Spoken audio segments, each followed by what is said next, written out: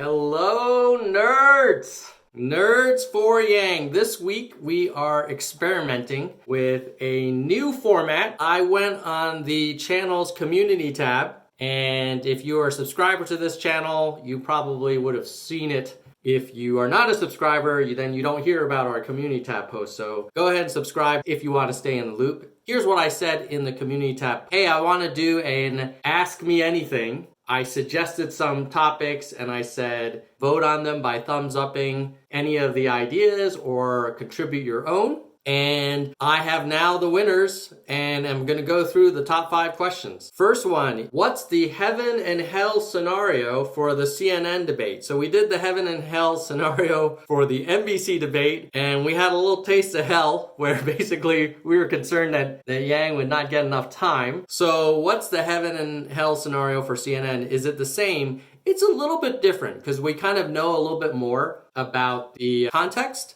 And we are coming in with some advantages and some gaps that we need to make up. So let's start with the good news. The heaven scenario is our man Andrew Yang gets a ton of airtime, which would be amazing. He nails his answers, nails the landings, on the ball, crisp, confident, boom, boom, boom. Maybe he gets into a tussle and wins with Harris, Warren, or Mayor Pete. That would be like a talking point in the next day and would get repeated in earned media.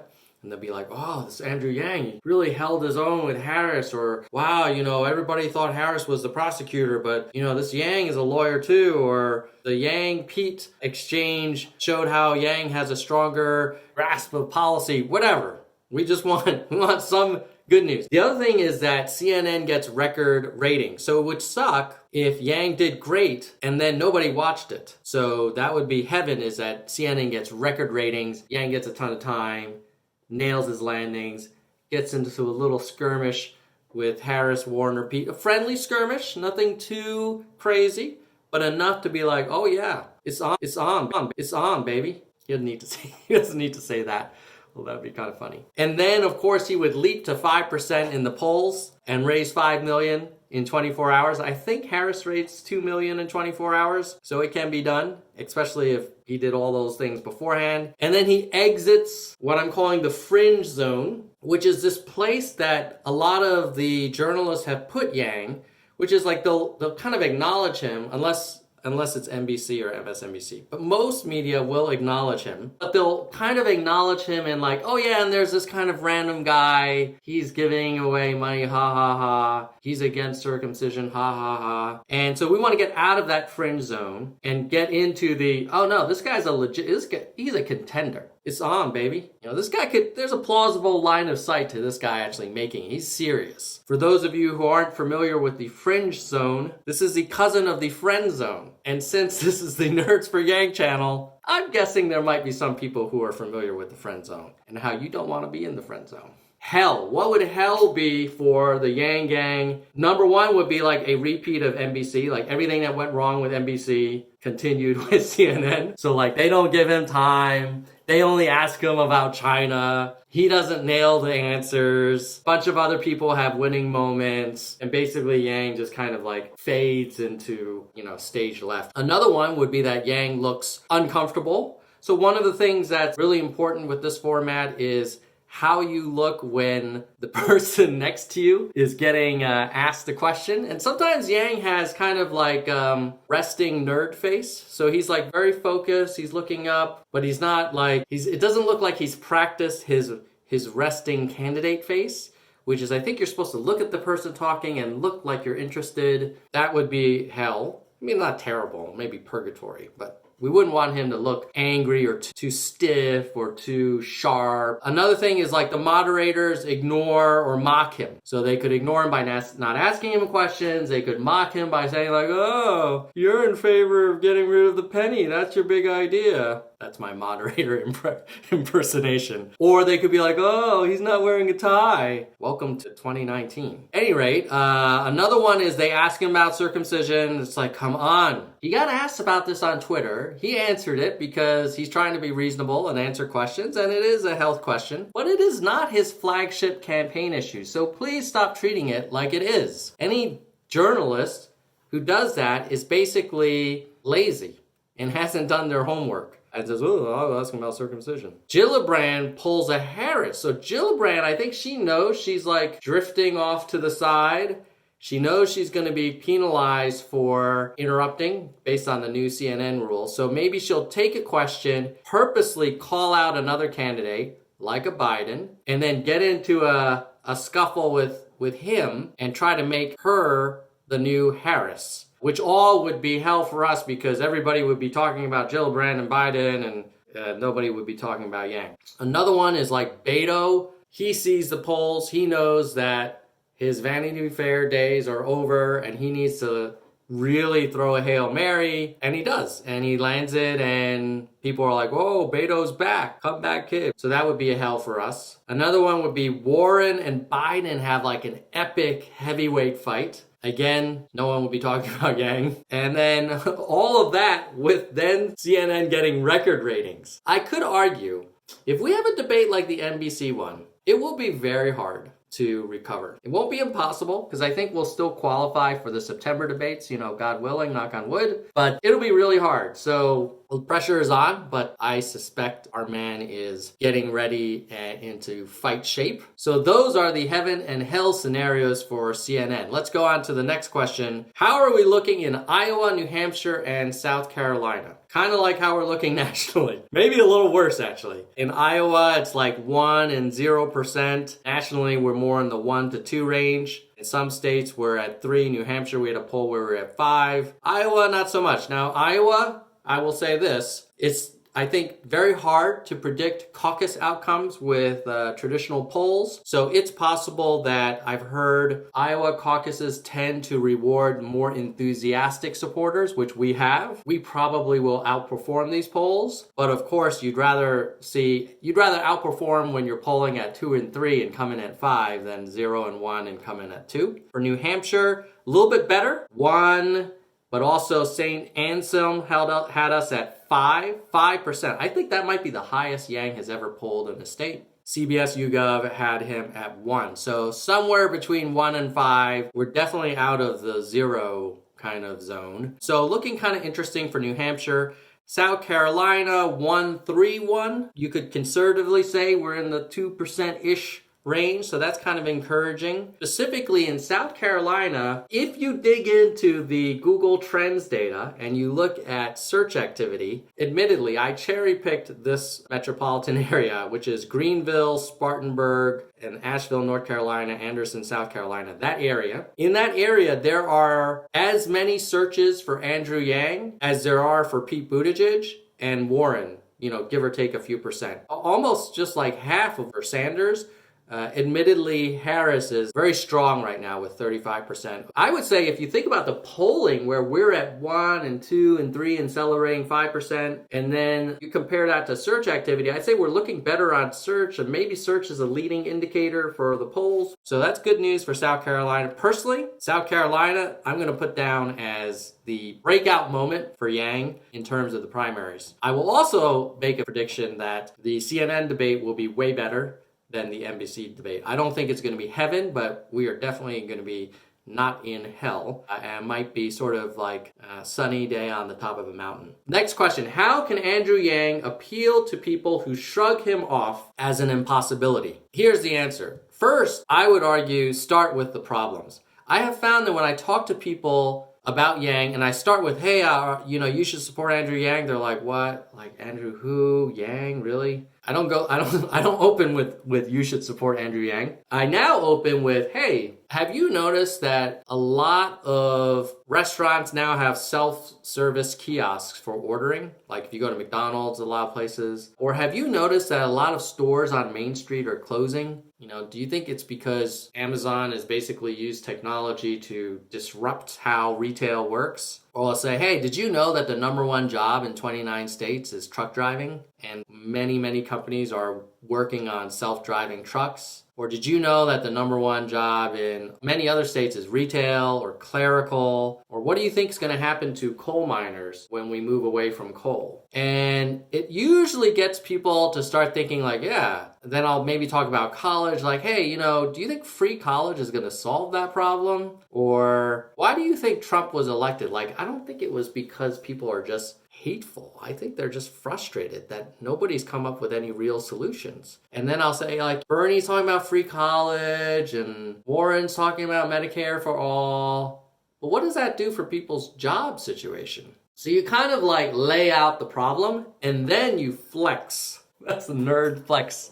There is one guy who's actually talking about this kind of stuff, and he actually has some pretty cool ideas. His name's Andrew Yang. Have you heard of him? Well, he's actually polling 6 out of 24. In New Hampshire, in a recent poll, he's at 5%. In a South Carolina poll, he's at 3%. He's at 130,000 donors, enough to qualify him for the 3rd September debates. He just needs 3 more polls to go over 2%. He already has 1. And before this, he was the CEO of a national test prep company that was top in its industry, then was acquired by Kaplan, and then he founded a nonprofit to help create more jobs, not in San Francisco, Boston, New York, or Seattle, but cities where you're not seeing as much new job growth, like Detroit or Cleveland. And he's really smart, got an undergrad degree in economics from Brown, law degree from Columbia, and one of his cool ideas is a universal basic income that's funded by a value-added tax. Did you know that Amazon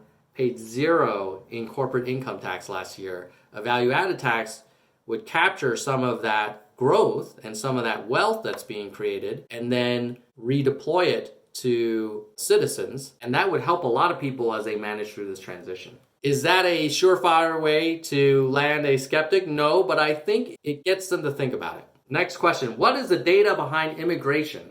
Okay, so everybody's talking about immigration. I figured rather than getting into the, oh, you're for open borders or you get joy from separating kids, let's just look at the data. So here's a first chart, and all of this is from Pew Research, and it looks at the percent of the US population that's foreign born. There's 2 things here. Number one, it is way higher than it was in 1970. The low was 1970, around 4.7%.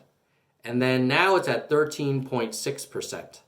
So it is a roughly more than double percentage of 1970, so over the last 40 years. Another way to look at it is that 85% of the US population is native born. I would say this one is like, it's neither one extreme or the other. It's not like the whole country is turning to foreign born, but it's not like there's no growth in foreign born population. This next one looks at, of the US foreign born population, how many of them are unauthorized, undocumented, illegal, whatever word you want to use. And it turns out that the vast majority are legal immigrants. They are actually naturalized citizens, lawful immigrants, or they're lawful permanent residents. They apply, they have a green card, they have a visa, or they're temporary residents, also lawful. They filled out all the paperwork. To keep it real, 23% of foreign-born people in the US are unauthorized. So it's not that there's no problem, but anytime you hear numbers like, whoa,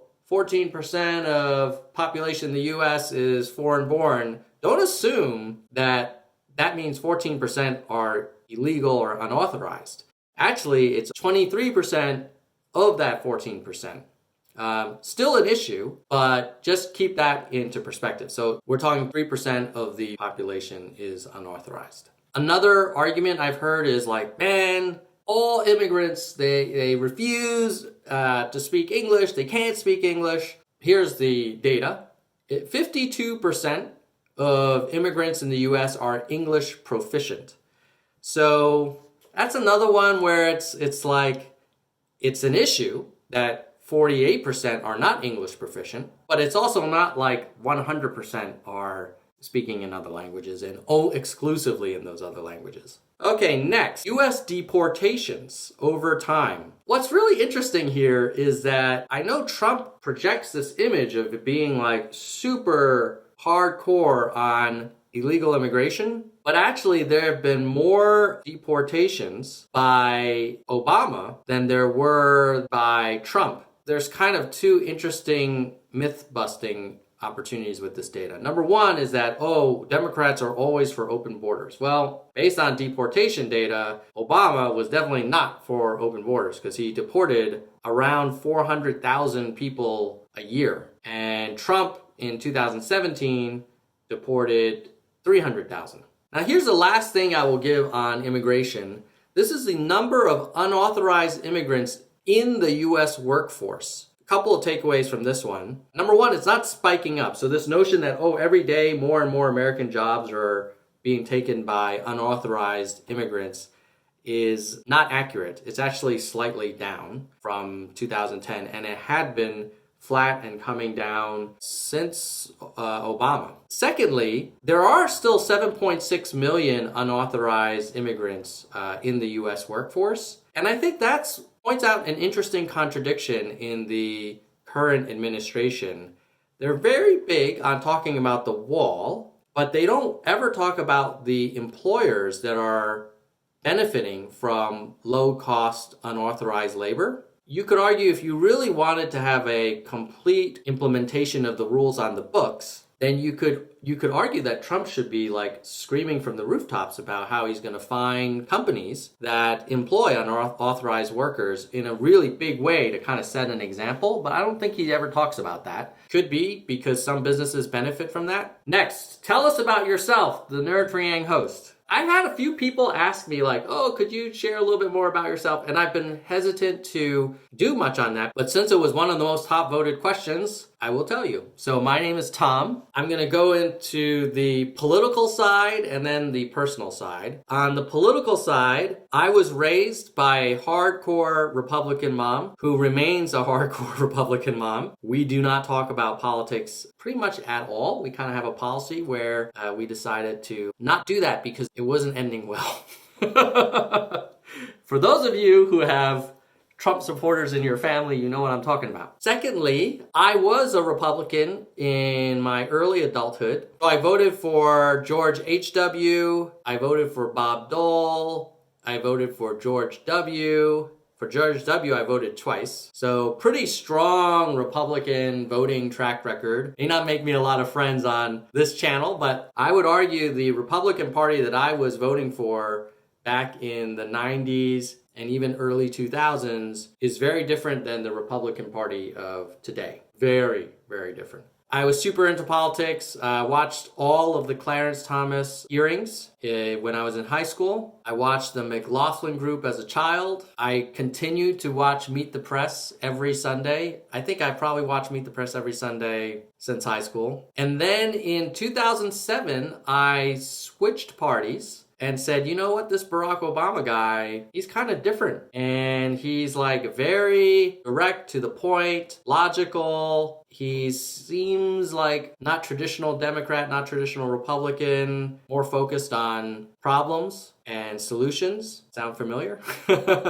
So I like that kind of candidate. Also like an amazing bio, amazing speaker, amazing thinker, amazing leader. Everything that we don't have today in the White House. And then just as proof of my bona fides, here is a picture from 2007 in Seattle, Washington, when Obama came to Seattle. This was when he was like a distant second in the polls to Hillary Clinton. There was talk of Al Gore potentially coming into the race, and there was this long shot candidate, this junior senator from Illinois.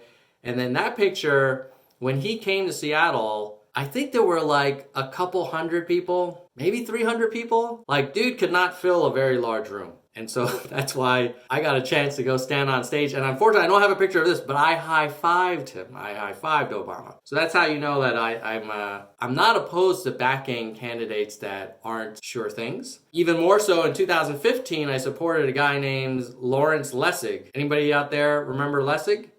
He was a candidate in the Democratic Party. His big issue was campaign finance reform. And his point was you can't do anything in Washington unless you fix campaign finance. Then I supported Bernie in 2016 after Lessig dropped out. And then I supported Hillary in 2016 after Bernie lost the nomination. I would say I voted for Hillary. I didn't think she was the most capable candidate. I actually felt like she'd be stronger as a chief of staff or cabinet member, but I didn't feel like she would be able to bring the country together. And I think Trump clearly took advantage of that. And then before Yang, I was supporting Al Franken.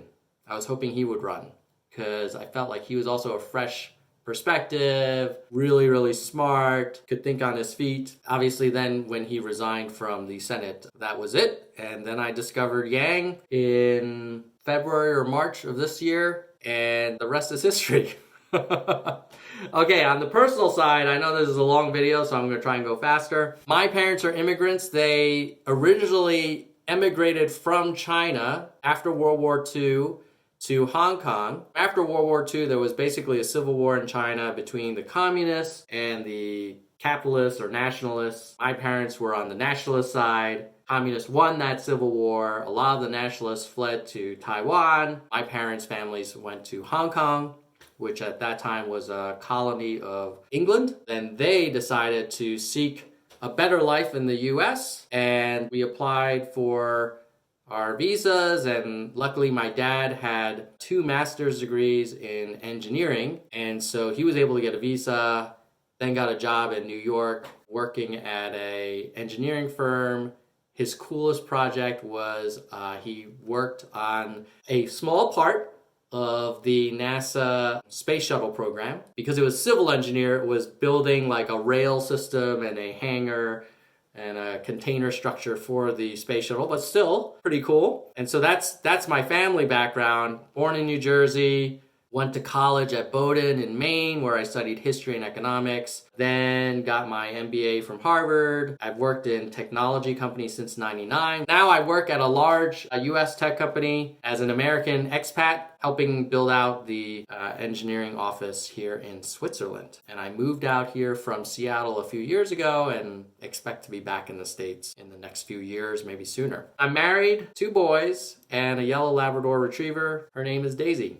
So that's it for this week. Hopefully this was useful. Let me know in the comments if you like this Ask Me Anything format. I can also go back to the other formats where I give a state of the race and the polls and the Twitter and the Google search stuff. Or I can do deep dives into specific policies. But I figured this kind of potpourri might be of interest to you guys. But let me know in the comments if you want me to do more of them, or if you want me to kind of mix it up and do like state of the race, policy deep dive, ask me anything, state of the race, policy deep dive, ask me anything, or something else. Whatever you guys are interested in, let me know. I am here to serve the nerds for Yang Nation. I will see you next week. If this was useful and you're not a subscriber and you want to give input on future Ask Me Anythings, please subscribe, because otherwise you won't be notified when I have polls and things and ask for input about next week's content. Like, comment, share. Thank you for everybody helping this channel grow. Let's keep growing. We're currently at 6,000 subscribers. Would be amazing to get 7,500, knock on wood. In the meantime, I will see you guys next week. Keep it real, nerd power.